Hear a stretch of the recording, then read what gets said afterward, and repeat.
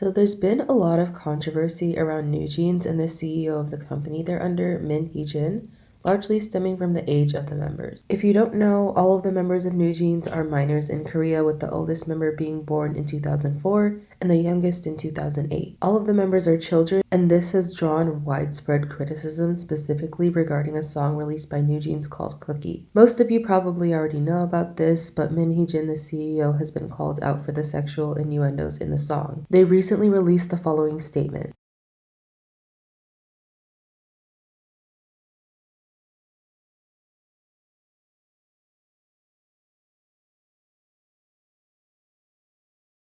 Firstly, I want to say that this statement is a huge cop-out and that Min Hee-Jin's defensive behavior when asked about NewJeans clearly influenced this so-called explanation. The fact that Adore Entertainment and their apologists are now claiming they can't be blamed for not knowing American slang and are whining about so-called stupid Americans is ridiculous, considering that the K-pop industry, including NewJeans, regularly uses American slang. Words like ain't, finna, and lit regularly make appearances in K-pop songs. And NewJeans is not exempt from this, with American slang and phrases being used in all of the songs on their debut album.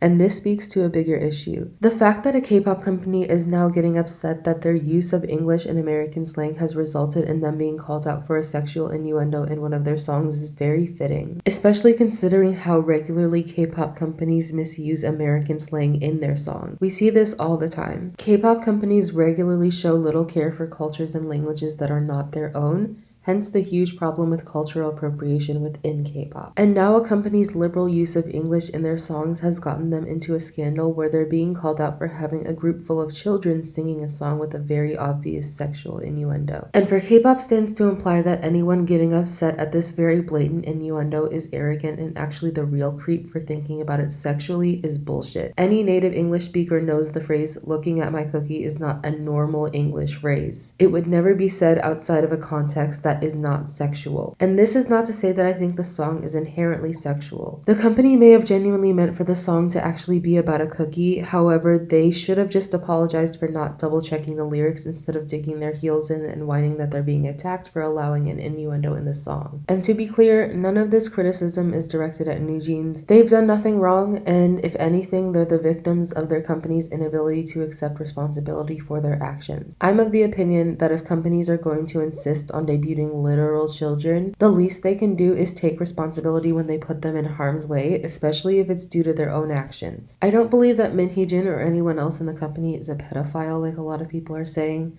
I think that's a stretch and completely incorrect. But I do think they acted recklessly and are now refusing to own up to their actions despite knowing better and having all the resources at their fingertips to make sure this didn't happen. And yes, I am aware the song was written by two native English speakers, and I have to believe that they just skimmed over this lyric for whatever reason, because the lyric "looking at my cookie" should have raised alarms. Like I said previously, this speaks to a bigger issue of how recklessly K-pop companies use cultures and languages that aren't theirs, with little to no care for how they portray them. And the expectation for K-pop companies is so low. K-pop stans make excuses when K-pop groups appropriate cultures that aren't their own by saying they couldn't have known better because they're Korean. And when they misuse AVE, they say the same thing as well. And to that, I say that if these groups and companies are so incompetent that they can't even be held to the standard of researching the cultures or the languages they're using, then they shouldn't use them at all. Stop using American slang and phrases if you're not willing to look up their meaning.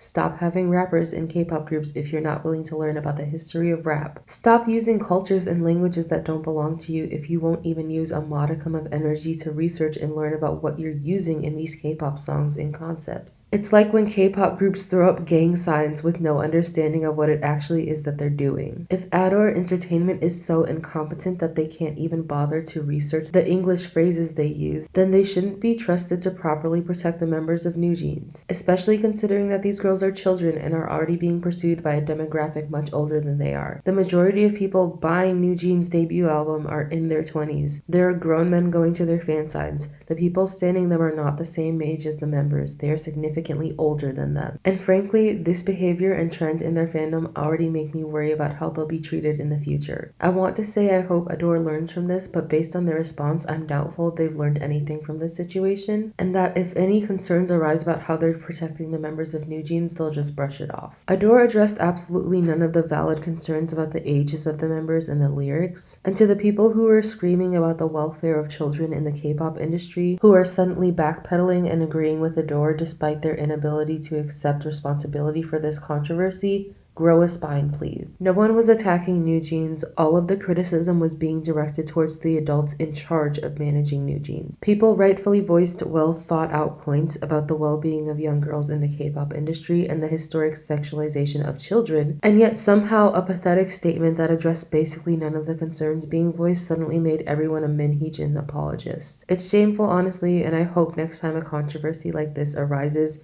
you all will keep your mouths shut instead of pretending to care about children in the K-pop industry.